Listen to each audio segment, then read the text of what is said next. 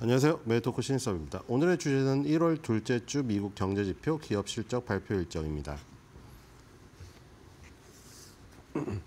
자, 이번 주 정리입니다. 주식시장과 연방기관은 목요일에 지미 카터 전 미국 대통령의 장례식을 위해서 문을 닫습니다. 자, 지미 카터 전 미국 대통령이 정확하게 딱 100세를 사시고 지금 약간 생을 좀 마감하시는. 근데 지금 그 부인분도 97세인가 98세까지 요즘 100세 시대 100세 시대지만 정말로 뭐 미국은 키트루다도 한번 맞으셨었거든요. 뭐 그런 게 잘 되어 있으셔서 그런지 굉장히 오래 사십니다. 워렌 버핏도 지금 거의 이제 지미 카터 대통령의 나이가 되고 있는데 지미 카터 대통령보다는 훨씬 더 정정한 걸로 봐서는 그 이상을 사시지 않을까 하는 생각이 들고요. 그래서 지금 뭐 민주당 국회의원이지만 민주당에서 나온 대통령이지만 민주당 공화당 가리지 않고 일단 이 업적을 기리기 위해서 주식시장이 휴장으로 결정이 됐습니다. 이건 뭐 예정되어 있던 건 아니죠. 뭐 인간의 삶을 예상할 수는 없으니까요. 그래서 이번 주에 하루 쉬는 날이 발생이 됐고요. 12월 달 고용 보고서가 금요일 날 발표가 되는데 이게 이제 그 ADP 민간 고용 보고서가 발표가 된 다음에 이제 정부에서 발표가 되는 것으로 이제 최종적으로 정리가 되는, 여기에서 이제 그 민간 부문 고용, 그 다음에 초기 실업 수당 청구 건수, 실업률 뭐 이런 거 종합해서 나오기 때문에 주목이 되고요. 그 다음에 이제 FOMC 회의록이 이제 또 나오죠. 그 해맥이 왜 반대표를 던졌으며, 그렇죠? 이 보우만 이사에 이어서 또 해맥 같은 이 지금 반대표가 등장을 했잖아요. 물론 이제 투표권을 바로 잃긴 했습니다. 뭐 이런 게 뭐 뺏겼다는 게 아니라 이 자동적으로 순환 근무가 들어가면서 그 내용이 이제 나올 것이고요. 그 회의록이 수요일 날 공개가 되는데 이제 회의가 3주 전에 있었고 3주 뒤에 이렇게 회의록이 자세히 공개가 되면서 여기에는 당연히 그 투표권이 없는 19명이죠. 12개의 투표권이 있고 나머지는 투표권이 없지만 여기에는 7명의 의견도 다 들어가기 때문에 7명도 결국에는 순환 근무로 들어오는 그 기간이 짧기 때문에 1년마다 연방준비은행 총재들은 계속 순환근무로 들어옵니다. 투표가. 그렇기 때문에 의미가 있고요. 그다음에 연준 대표들이 여러 연준 대표가 연설을 하기 때문에 또 중요한 이런 그 이벤트가 있겠고요. 그다음에 기업적인 측면에서는 엔비디아 CEO 젠슨 왕. 요즘에 브로드컴이 너무 잘 나가서 좀 이제 그쵸? 엔비디아가 뭐 역시 주인공이긴 하지만 브로드컴이 조연이 주연을 약간 침범하려고 굉장히 하다 보니까 또 이벤트가 나왔습니다. 가전제품 박람회가 열리는데 여기서 기조연설을 하고요. 그다음에 델타항공, 제프리 파이낸셜, 엘버트슨, 윌그린 부츠, 얼라이언스, KB홈 실적 발표가 있습니다. 네, 뒤로 가겠습니다. 그 약간 텀이 있었는데 이번 주에는 또 엄청나게 빡빡한 지금 상황이고요. 자, 공장 주문이 월요일 날 발표가 되고요. 리사 쿡, 요리로 자꾸 저기 구글 번역 돌리면 요리라고 나오는데 쿡이어서 리사 쿡 연방준비제도 이사회 총재가 연설하고요. 캡 커머셜 메탈 실적 발표했고요. 라스베가스에서 이제 CES가 열리죠. 여기서 엔비디아 CEO 젠슨 왕이 기조 연설을 하는데 역시 뭐 큰 박수를 받으면서 등장할 것 같고요. 1월 7일 화요일 날은 미국 무역 적자. 그다음에 이제 ISM 서비스 부문 PMI가 나오죠. ISM 제조업이 이제 나왔고. ISM 제조업, 그다음에 S&P 글로벌 제조업 나왔고 그 전에 시카고 PMI도 나왔죠. 제조업은 누구도 50을 넘지 못했습니다. 물론 시카고 PMI 같은 경우도 마찬가지고 그 전에 이제 다른 뭐 연방준비은행에서 발표되는 거는 0을 못 넘었겠죠. 그러니까 어쨌든 지금 다들 제조업은 50 이상을 가지 못해서 확장 국면이 아닌데 서비스업은 일단은 다 50 이상에서 움직이고 있습니다. 그래서 확실히 제조업보다는 서비스업이 엄청나게 좋다는 것을 지금 의미하고 있는데 ISM 서비스 부문 PMI가 지금 발표가 되고요. 그다음에 졸트 보고서에서 채용 공고 이게 나옵니다. 그다음에 톰 바킨 리치몬드 연준 총재가 연설하고요. RPM 인터내셔널 배당 그 투자분들이 굉장히 좋아하는 주식이죠. 그다음에 칼마인 푸드 실적 발표가 있습니다. 자, 수요일 날로 가면은 미국의 무역 적자가 있고요. 방금 나온 거죠. 뒤로 가겠습니다. 월화를 같이 붙여놨습니다, 제가. 자, 수요일 날은 초기 실업수당 청구 건수 나오고 ADP 고용 보고서가 민간께 먼저 나옵니다. 그다음에 이제 연방공개시장위원회 회의록이 이제 나오게 되겠죠. 이 회의록에 뭔가 매파적인 것을 결정하는 그 순간까지의 어떤 자세한 내용이 나오기 때문에 1월 달에 또 바로 그 금리 결정이 있지 않습니까? 그래서 굉장히 좋은 힌트가 될 것 같고요. 소비자 신용 발표가 되고 연방준비제도 이사회 총재 크리스토퍼 윌러 발언이 나옵니다. 제프리 파이낸셜 어큐이티드 브랜드, 엘버트슨 코스, 심플리 굿 푸즈 실적 발표가 있고요. 자, 뒤로 가겠습니다. 자, 9일 날은 이제 지미 카터 전 미국 대통령이 그 사망을 하셔서 지금 대통령 추모를 위해서 주시장하고 연방정부가 마감을 합니다. 채권시장은 오후 2시에 마감될 수 있고요. 도매 재고가 발표가 되고, 자, 연방준비제도 이사회 총재 미셸 보우만, 하커 연준 총재, 그리고 바킨 리치몬드 연준 총재, 슈미드 캔자스시티 연준 총재 연설이 있습니다. 자, 주식시장은 이제 휴장을 하지만 연준은 계속 바쁘게 돌아오고 있다. 서비스 타이탄 그리고 KB홈 실적 발표가 있습니다. 자, 금요일 날은 이제 가장 중요한 미국의 고용 보고서 12월께 나오게 되겠죠. 그다음에 이제 미시간대 소비자 심리지수가 예비치가 미리 나옵니다. 그래서 미시간대 소비자 심리지수의 기대 인플레이션이나 이런 것들 파월 의장이 참조한다고 예전에 말을 했기 때문에 미시간대 소비자 심리지수, 컨퍼런스 보드 신뢰지수와 함께 중요한 소비자의 그 설문조사죠. 그다음에 델타 항공, TD 시넥스, 컨스텔레이션 브랜즈, 월그린 부츠 얼라이언스, WD40 실적 발표가 있습니다. 항상 컨스텔레이션이랑 WD40 거의 비슷할 때 발표하는 것 같아요. 여러분들 그 집에서 많이 쓰시죠? WD40. 자, 그래서 지금 요 매파랑 지금 비둘기파가 약간 변동이 있을 수가 있는데, 자, 마지막에 클리블랜드 그 연준 총재인 해맥 총재가 그 반대 의견을 던졌잖아요. 근데 지금 2024년에 여기 투표권이 있었는데 지금 2025년과 2026년에는 투표권이 없습니다. 그래서 이제 해맥이 마지막 그 반대표를 던졌고 이제 그 내용이 나오겠죠. 어쨌든 지금 투표권이 없어진 상태에서, 자, 보우먼 이사가 발언을 하는데 보우먼 이사는 가장 매파 성향이 강한 쪽입니다. 그래서 이제 호크 스케일, 가장 그 뜨거운 쪽이 매파 성향이 가장 강한 사람이죠. 보우먼 이사의 발언이 있고요. 자, 그다음에 지금 이번에 들어오는 이 분이 여기 세인트루이스 연방 총재가 투표권을 지금 2025년에 2024년에 없던 것이 생기게 됩니다. 자, 그리고 없던 것이 생기는 이 사람이 여기 또 있죠. 여기 보스턴인가요? 네, 보스턴이 좀 또 들어오죠. 보스턴이 또 들어오고요. 지금 이 비둘기파랑 매파가 약간 바뀌는 것들 몇 개가 또 그 주목할 필요가 있죠. 시카고 연방준비은행 굴스비 총재도 지금 2024년에 투표권이 없었는데 2025년에 생깁니다. 자, 이분은 비둘기파로 지금 그 분류가 되시는 분인데요. 이런 것들을 좀 보시면 될 것 같고요. 뒤로 가겠습니다. 네, 미국 공장 주문 월요일 날 나오죠. 공장 주문 같은 경우에는 마이너스 0.7이 예상됐었는데 0.2가 저번에 나왔었고요. 1월 6일 날 발표가 되는 거는 지금 0.4% 달별 전달 대비 증가가 예상되어 있습니다. 자, 뒤로 가겠습니다. 네, 뭐 이렇게 움직이고 있고요. 왔다 갔다 하다가 한 세 번째 전달에 굉장히 치솟았다가 다시 내려갔다가 올라오고 있는 모습입니다. 0.2, 0.5 나왔다가 0.2가 나오고 있죠. 뒤로 가겠습니다. 자, 그다음에 S&P 글로벌 미국 서비스 구매 관리자 지수가 나오죠. S&P 글로벌 말씀드렸다시피 이제 세계적으로 다 발표가 되고 각국에 발표가 되는데, 근데 또 글로벌이랑 이름이랑 다르게 얘네는 미국 기업 같은 경우에는 미국 내에 공장이 있는 회사들만 지금 하는 것이고, 남은 ISM 같은 경우에는 다국적 기업, 테슬라 같은 거 다국적 기업이죠. 그런 걸 대상으로 한다는 거. 글로벌이란 이름은 전 세계를 대상으로 하기 때문에 나온 것이고요. 54.9가 예상됐는데 56.1이 나왔고요. 예측치도 지금 55.1이 나오고 있습니다.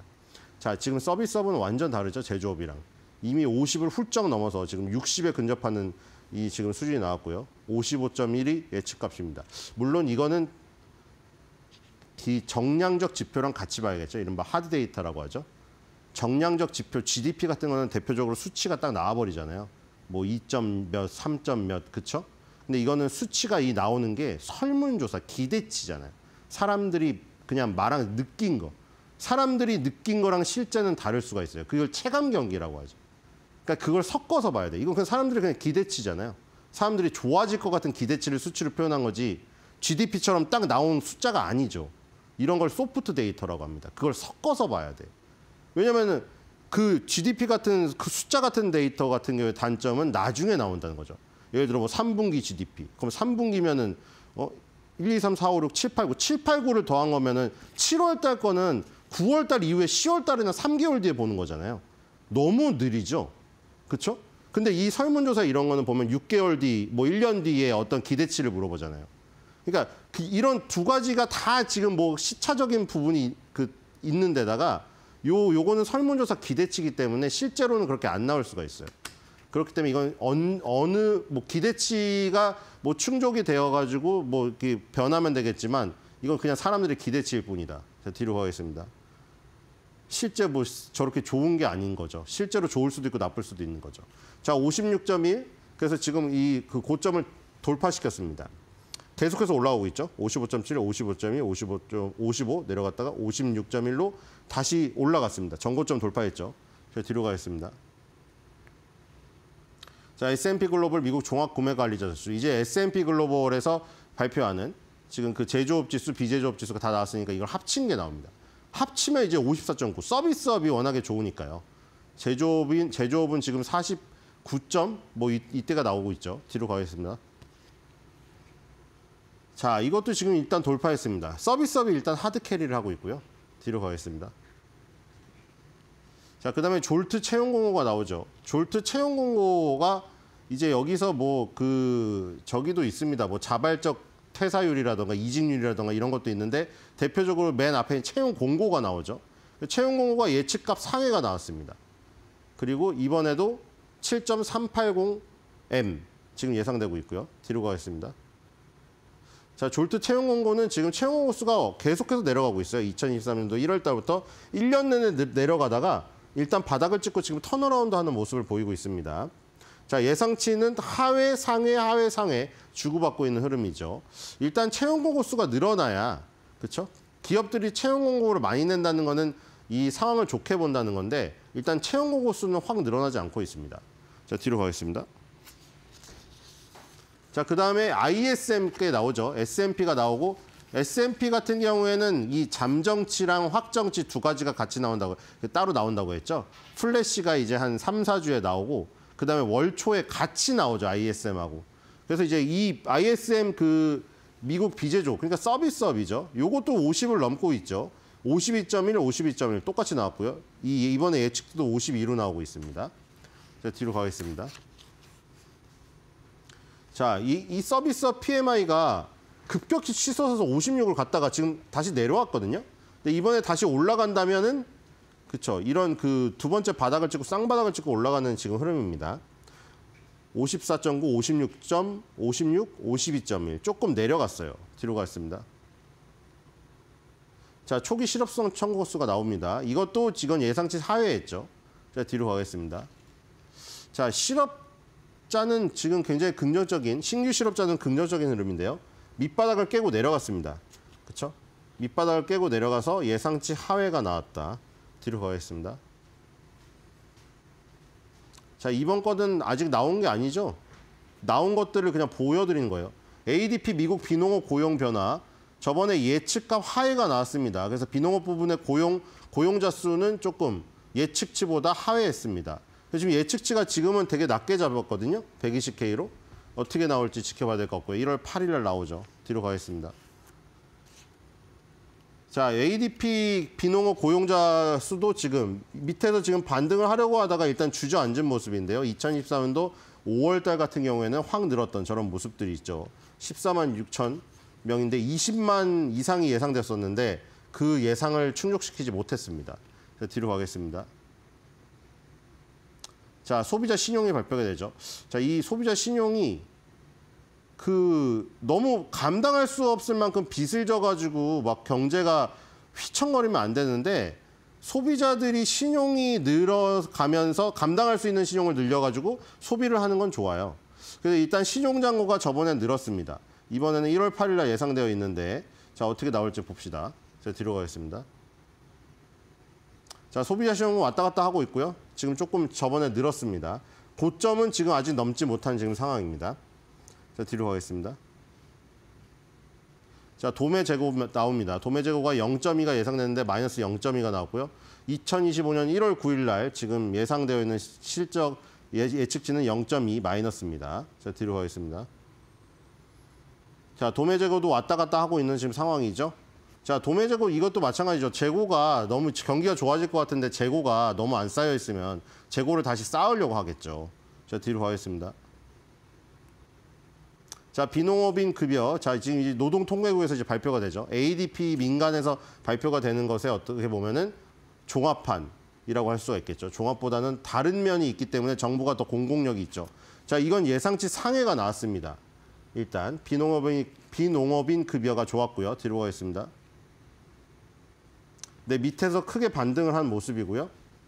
뒤로 가겠습니다. 자, 그다음에 실업률이 나오죠. 실업률은 예상치 상회가 나왔었거든요. 이번엔 4.3을 예상하고 있습니다. 자, 뒤로 가겠습니다. 자, 실업률은 안 떨어지고 있어요. 지금 이 실업률이 계속해서 올라가는 게 이게 하나의 문제거든요. 채용 공고 수는 안 올라가는데 지금 실업률이 지금 올라가고 있다. 실업률을 때려잡아야 돼서 이거를 금리 인하를 시켜가지고 고용시장을 조금 완화해야 되는데 지금 매파적인 금리 인하가 나왔단 말이죠. 그래서 2025년에 남은 8번의 금리 결정에서 사실 한 번이나 두 번이나 할까 말까 한 지금 상황인데 실업률이 계속해서 치솟아 버린다면은 그쵸. 좀 이게 다른 얘기가 나올 수도 있죠. 연준이 뭐 다른 것도 보겠지만 일단 실업률만 보자면 계속 초기 실업 청구 건수는 내려가고 있는데 계속 실업 청구 건수는 계속 높은 수준에 있고 실업률도 지금 계속 올라가고 있어요. 자, 그래서 과연 이것 때문에 고려를 해서 매파들이 조금 매파적인 성향을 낮출지 어쩔지는 모르겠습니다. 자, 뒤로 가겠습니다.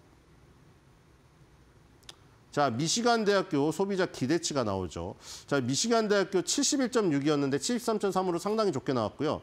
이번엔 예측치가 71.3입니다. 500가구 대상으로 다 돌리는 건데 뭐 맨날 이제 오래전보다 약간 응답률이 떨어지고 지금 있긴 합니다만 그렇죠? 어쨌든 기대치와 이 지금 확정치를 통해서 다른 어떤 보완하는 어떤 시스템을 나름 만들지 않을까 이런 생각이 들고요. 뒤로 가겠습니다.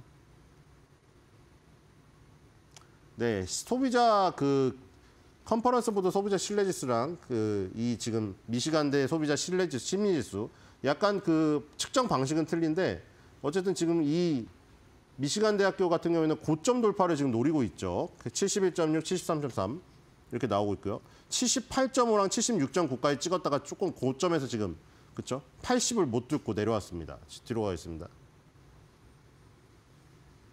네, 실적 발표입니다. 뭐 지금 뭐 빅테크 기업은 없는데 뭐 이런 이제 외식 산업을 알 수 있는 쿠라 스시 같은 한 접시에 100에 나는 스시도 있고요. 자, RPM 같이 지금 배당을 한 번도 줄인 적이 없는 회사 배당주도 있고요. 그다음에 KB온 같이 지금 주택 시장을 알아볼 수 있는 것도 있고요. 그리고 아까 컨텔리션 저기 있죠. 금요일이었나요? 예. 컨스텔레이션 브랜드 여기 있고요. 이런 것들이 지금 뭐 여러분들이 나름 좋아하시는 지금 빅테크 기업들이 좀 흔들리고 있잖아요. 그래서 지금 이런 종목들 중에서 좀 안정적인 종목을 택하시는 분도 꽤 있어요, 지금. 그래서 저런 종목들의 실적 발표가 있다는 거 보시면 될 것 같고요.